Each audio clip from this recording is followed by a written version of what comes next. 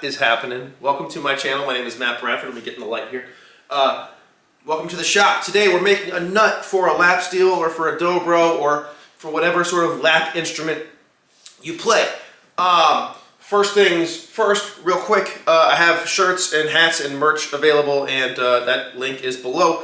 I build instruments. My reverb shop, I know words. The link is below, but if you want a better price, email me. I can give you a way better price without all the fees and stuff. And that's it. I have a Patreon, right? There's not going to be any materials today on Patreon, but if you want lap steel lessons or you want ear training stuff or you want backing tracks, all that stuff is available on Patreon. That link is below. And finally, if you find this all very useful, you just want to leave me a tip, boom, QR codes. Leave me a tip. It would be greatly appreciated. So let's get into making a nut for a lap steel or a dobro. All right, so look, the instruments that I build, I have based off of the old dobro size nut slot. It's a 3/16 inch width nut slot, and I'm using a dobro nut blank. It's just a hair thicker than this, wider rather, and it's a hair thicker this way. So I use 3/16. That's my favorite. Obviously, if you have something else, you got to figure out what you're going to use. I'm using bleached bone on this one, and right now it doesn't fit into the slot. It's a little bit proud of my slot. So the first thing I got to do is get my width right.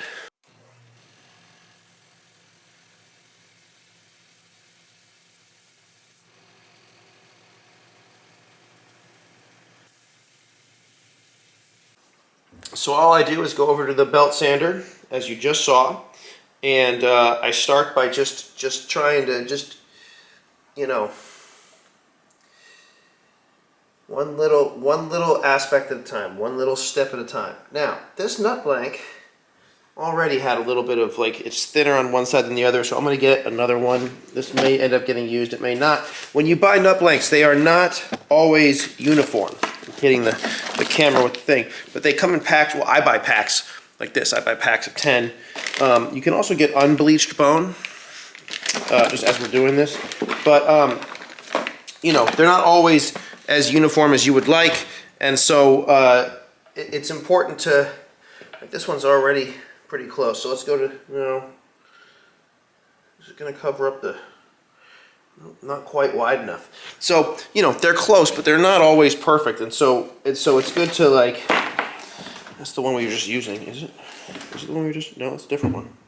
Huh, okay, well, no, that's the one, let's see.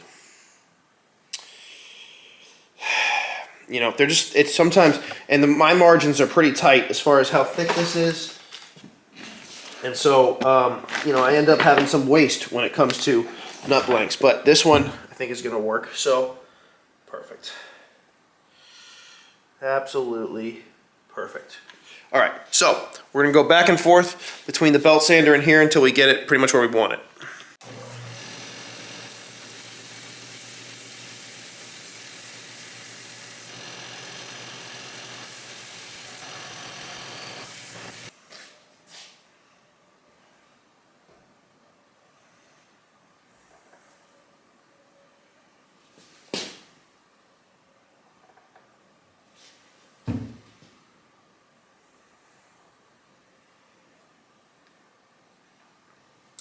Bang, just like that, nice and tight.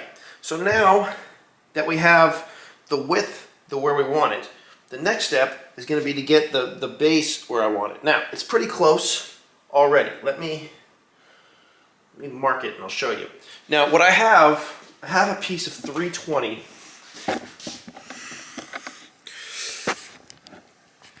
320 grit, if you're not sure what that means, on my bench right here. And what I can do is I can take a mechanical pencil and just run it one time, and that makes it even sharper. There's no way you're gonna be able to see that, but it sharpens it so much so that I can get a really precise line here. So my next step is to mark off underneath. Okay, so on camera, right underneath, I'm coming in from the bottom here, and I'm just gonna mark exactly what needs to come off on each side. All right, and as you can see, it's just, oh, it's my face, not the thing. I don't know if you can see those lines, but there's a line right there. It's at a slight angle on each side, and I'm I'm going to use, not that 320, because that 320 is what I use for sharpening stuff, like it just stays there. But I'm going to put a piece of 400 down, and I'm going to start shaping with 400 because I'm going to polish this thing up, and there's not enough here. If there was way more, I might start on the belt sander, or I might start somewhere else. But because of the way this is, I want that way. So that's that. And then also, we need to do height. So the height that I like to see here is 3/8 of an inch. And so what I'm going to do is I have these little setup blocks. You can do this a million different ways, but because I have this, I like to see 3/8 inch above the fingerboard. So I'm going to take a 1/4 inch, which is 2/8, and then another 1/8 inch setup block. So that gives me 3/8 of an inch. And if I just put them here in front of the nut, right, I can just mark off where I want to be 3/8 wise. Okay, and that's going to be the top of my nut. And I'm going to do that, again, I'm going to do that on the belt sander. Well, let me show you.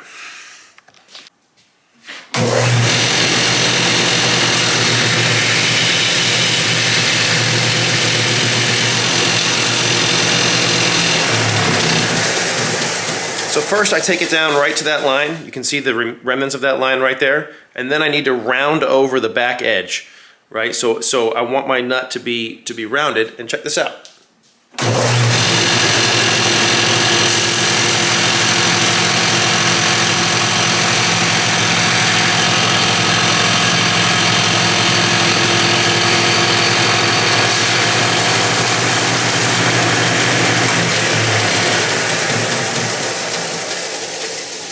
This side right now is a little more rounded than the other side, so I want to make sure I even them up, but you can start to see that roundness that's happening on the nut. There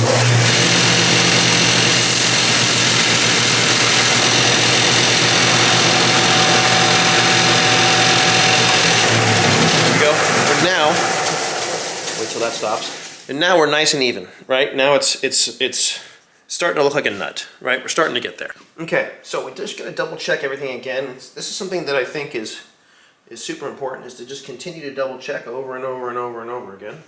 And I also want to clean up, there's just a little bit of, I routed this slot, but I haven't really cleaned up the back edge yet, so I'm going to do that. I won't do that on camera, but I'm just going to clean up some of that little fuzziness back there. The next thing I'm going to do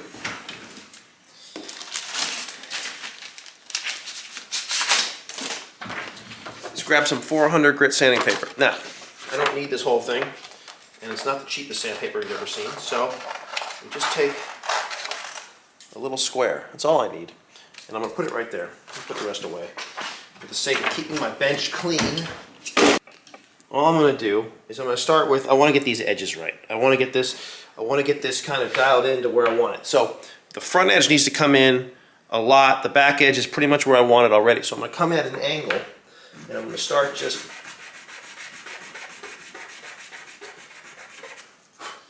and you want to do this on a straight edge. I mean on a flat surface. You want to do this on a flat surface because otherwise you start to get bowing and all types of stuff. You can already see, I don't know if you can see on this camera, but you can see if I move it, like where it's being sanded and then where there's still the really heavy machine marks from where it was initially machined. And we're going to do both sides.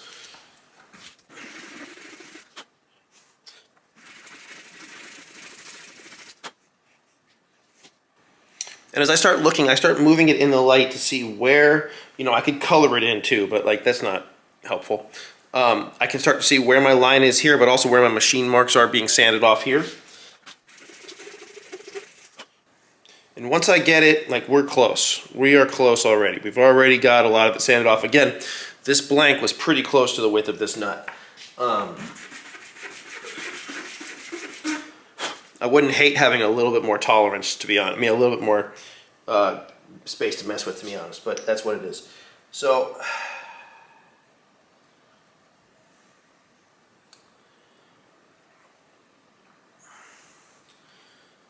this is where we start double checking and start seeing where is it proud. It's just proud on the front edges just a little bit.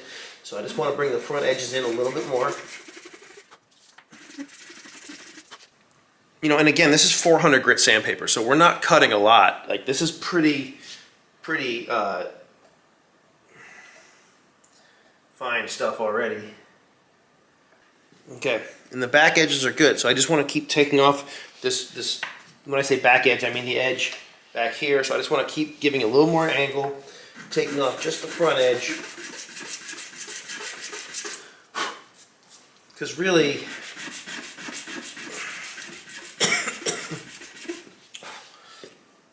the key here is to get as pristine of a fit as possible. You know, you don't want it proud, obviously, because then it feels weird. But you don't want it too far inside where you can see the nut slot either. That's a bummer. It should look perfect. And so we go real slow, you know, little by little, until we have a perfect fit.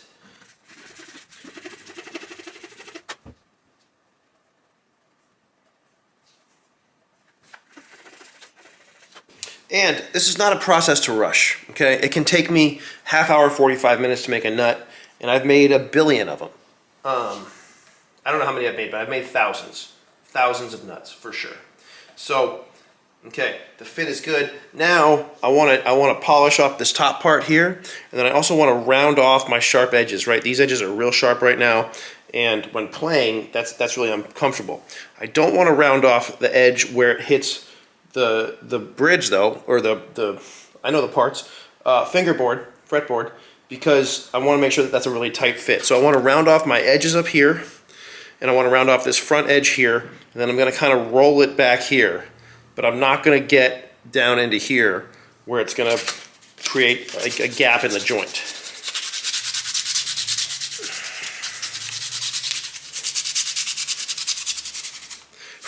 And see, this is the opposite of using the flat piece, because now I want to round stuff. I want stuff to have a little more flow to it, a little more organic feel, so that it doesn't hurt when I'm coming off the edges here. Especially if I do something, you know, real aggressive and I end up pulling against the nut, I don't want to end up bleeding. Ask me how I know. So,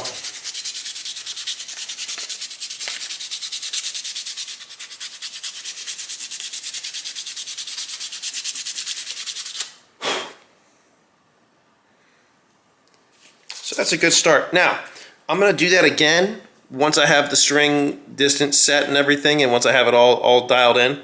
But because I'm going to be putting strings on here and scratching it up and marking it up, I want to polish it again once that's all done before I do my final setup. So the next thing I'm going to do is just get it on here and set my string spacing, etc.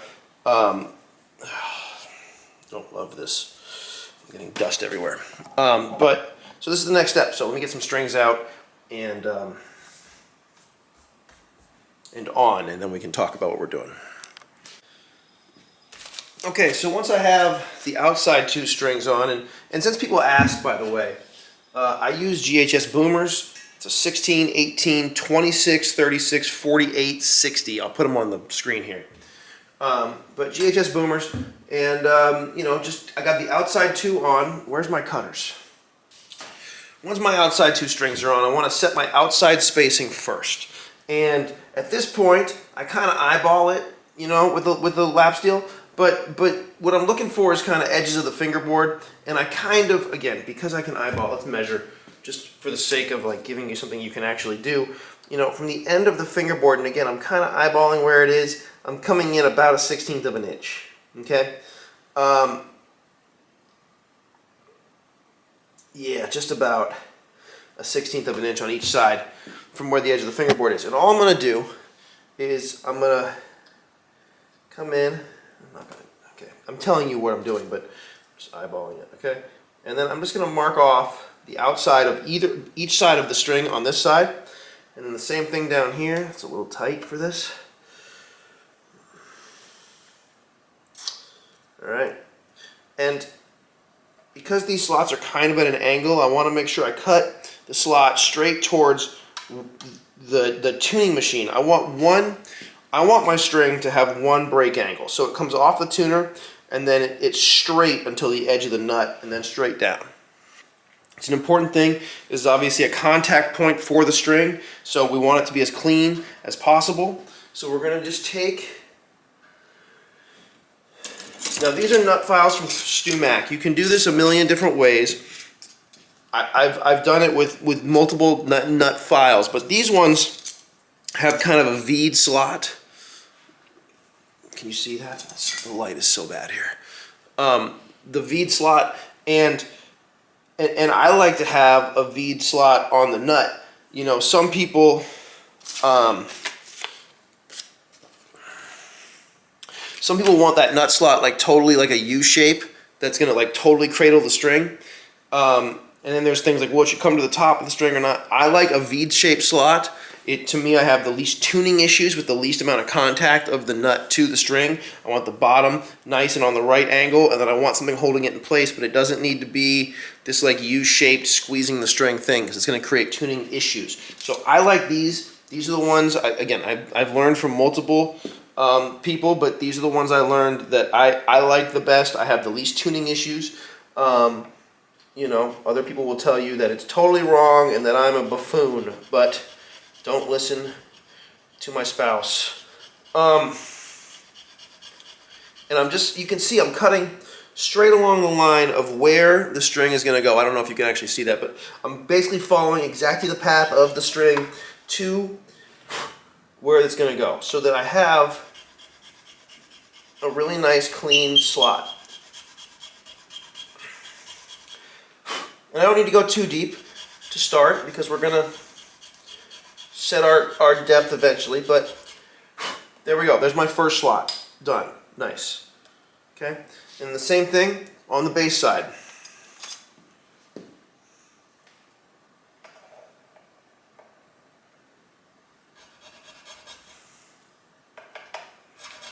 And I just started it, the reason you saw me flip it over, I started it with the thinner side, just to make sure I'm in the slot, and then I can go to the thicker side, and then pull the string out of my way so I can actually just cut the thing.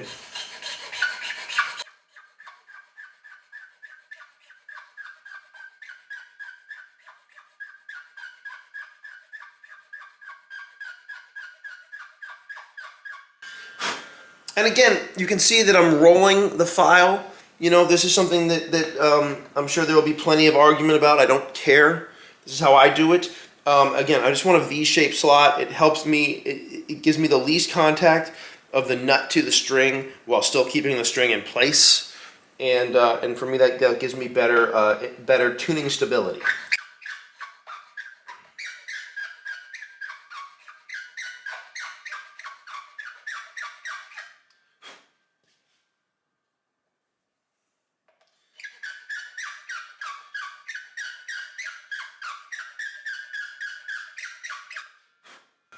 And really, that's one of the things, getting those V-shaped slots, one of the problems with Gibsons is that the G string and the D string tend to want to not stay in tune because they're binding in the nut for two reasons. Number one, the nut slots are cut too tight, and then number two, they're straight, so you have a contact point in the front and then a contact point in the back where they break. And so I like to take a Gibson nut, same thing, just put it at an angle and then V it out, and then usually just a little bit of pencil lead, and they'll stay in tune as well as a Strat, which is pretty shocking. All right, so once I have these outside two done, I'm going to set my inside spacing. Now, I have a special fancy StewMac string spacing rule that allows me to have sort of like staggered spacing so that the spaces in between the strings are the same. If you don't have this, I like the way that looks. Okay, if you don't have it, if everything is set center to center totally straight, then the gaps in between the strings get bigger as you go from bass to treble, which is also fine. But if you don't have one of these, you can get something really inexpensive. You can get a set of dividers, and oh my God, the light. Let's see if you can see this. You can get a set of dividers, and these dividers will you know, you can set each thing totally even and perfect, center to center. Not the end of the world either way. Not going to be the end of the world. So just do it the way you can. Again, I think these are, you know, you can get a set of these for probably 10 or 20 bucks. I think this thing's, I don't know, it's crazy expensive. But because I make so many nuts, it's worth it for me. Okay, so I just set my spacing.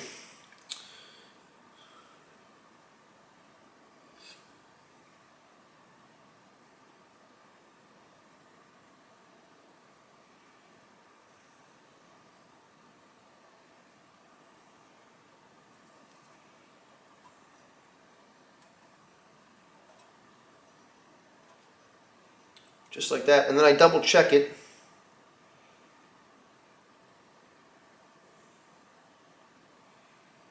And you're going to see me triple, quadruple, quintuple check that spacing, because I'll tell you what, one of the marks of an amateur is not having even string spacing. It's just what it is. It's shocking how many times you can check it and then end up with uneven string spacing. So I'm going to double check a million times. I'm going to start by slotting it with my thin file, and then I'm going to slowly work up to the right sizes for each string. But I want to just get a center point for each string.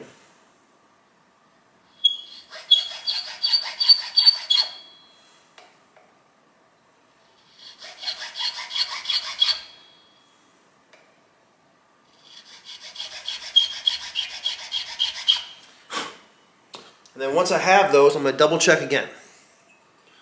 I'm already going to double check a bunch of times.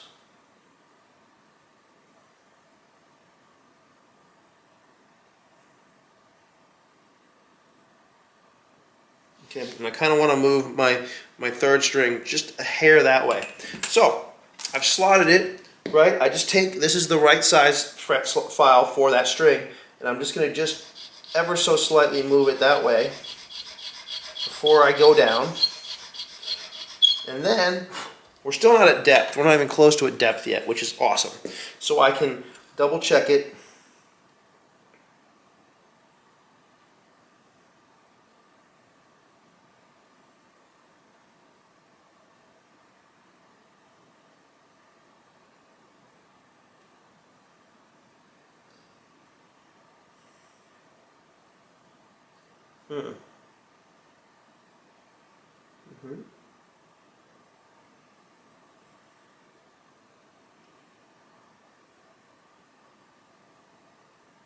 Yep, we're looking good. I want to move my second string that way a little bit too, but just a little bit more. Okay. And then my second string too, just a touch.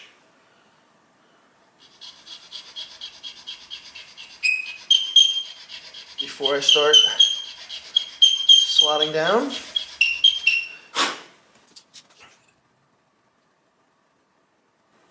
Okay, looking good.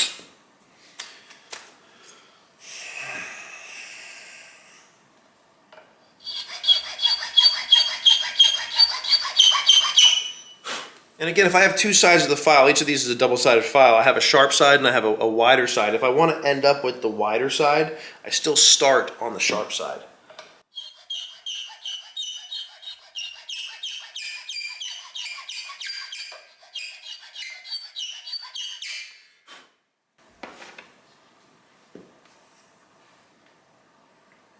And here we're even going to start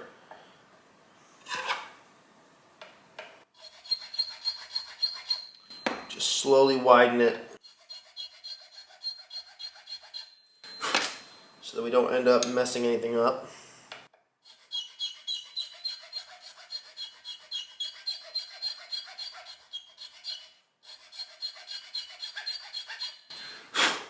Okay, so we're close. Right now, I can throw the other strings on.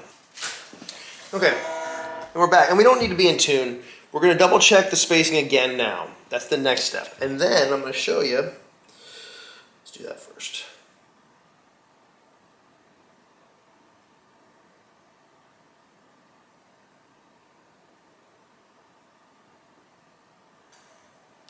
Everything's super close. I can move this string just a little bit that way. And again, we have plenty of space to do all that stuff, right? We keep double checking so that we can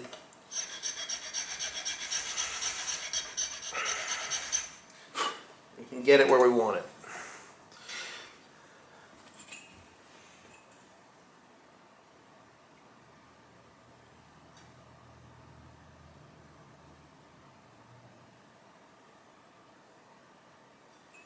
Right? And obviously if you're using dividers, this takes longer. Each step of this takes longer because it doesn't just have the rule, but it's not a big deal. Okay, so now I'm going to get them kind of up to, not pitch, but just tight. And I'm going to take a bar, and what I'm going to do, I'm going to put it on the first fret, and I just want to see where it's buzzing. This is something you can't do with just the flat bar pole piece here. Like if you just have like a piece of metal here, you can't do this. I like it so that if the first fret, there's no buzz, which means the tops of the strings are all flat. So anything that's buzzing here is too low, and I gotta lower the strings around it, if that makes sense. Okay, so D's a little low compared to this, right? Now, most likely it's this one because it's so thick, it's just higher than the rest. It's probably the A and the E, but I'm going to double check everything, and then we're just going to start lowering until when I put my bar across here, everything plays clean.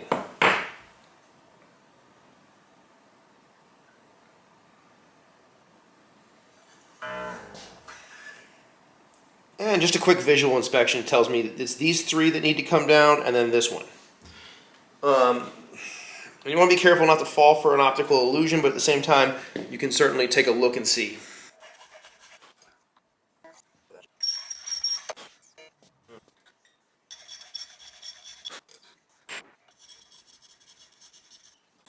All right, so now that we have them all cut, let's try it again and see if we made any progress. Okay, better. So those.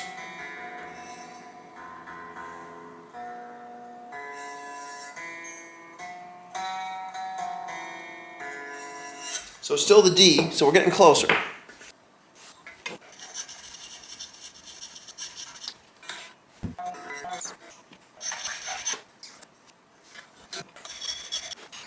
Okay, another set of cutting. And now we're there. I'm still not worried about being in tune. I'm going to take the strings off. I'm going to change the battery in the camera. Take the strings off. I'm going to clean up all this dust that's all around here. And then we're going to polish up the nut. And then we're going to glue it in place. So, let me do some stuff. Okay, so all I've done, I just brushed off all of the stuff. We don't want any dust on the headstock, especially on a brand new guitar. So the next thing I'm going to do is just polish the nut again. Now, I've been dragging the strings across the top, so I just need and again, it's just 400 grit.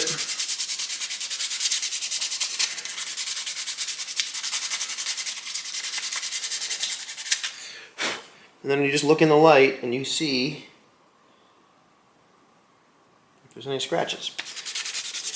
You're going to see them in a second anyway, because now we're going to polish it up. What I like to use, I have this Meguiar's pre-waxing glaze ultimate polish, and I just take a kind of a beat up rag. This is an old beat up rag from forever ago, frankly, and just polish it out. The edges, to the backside. And I just, I don't really need a high gloss. This is not a high gloss guitar. If it was a really high gloss guitar, I wish I'd had a buffing wheel of some type. I don't need one. But I don't know if you can see, there's just a nice polish on the top and the sides of the nut. It gives it a nice finished look.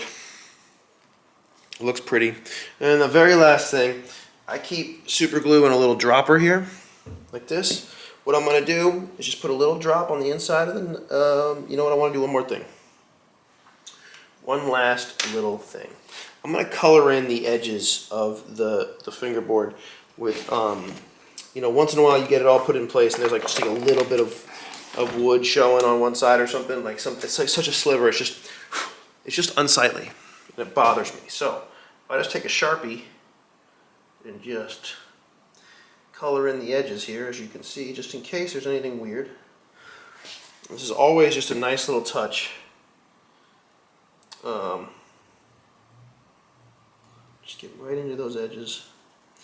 You don't have to worry about, if you ever had a signed guitar, you don't have to worry about the finish on the edges, but because getting that on the finish, because it'll just come right off. But there we go. Now, last things last, a little bit of super glue on the inside just to hold it in place. I did the rest of this, cut the nut slot, etc., without any glue at all. The glue is just to keep it in place when there's no strings on. Hopefully that's not a lot of time. You get it in place, put the strings back on. The strings are going to act as clamps holding it in place while the glue dries. Okay, and I do the outside ones first, or the inside ones, or whatever. I just, I don't do one side first because it can pull it out of center. So instead, I do one set at a time.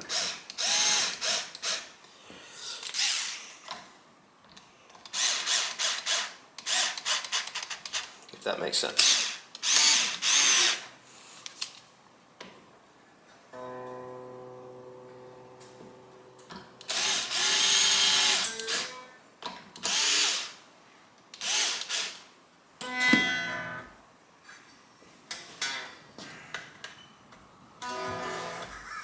Okay, and the next step, that's the last step of building this instrument. The next step is going to be tuning it up and checking it out. So you get to hear the first sounds with the brand new nut. Let me give you some close-ups on the nut.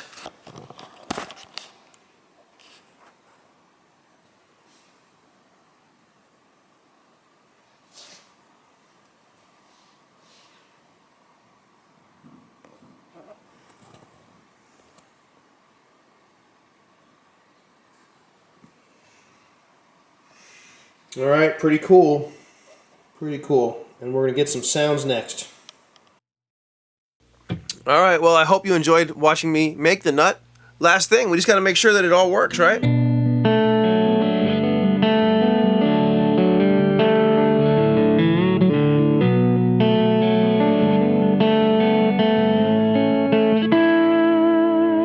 may notice I'm playing without picks. It's already sold. It's sold before I was even able to make this part of the video, so no picks. Make sure I don't scratch it. Thanks for hanging. I hope you enjoyed the video.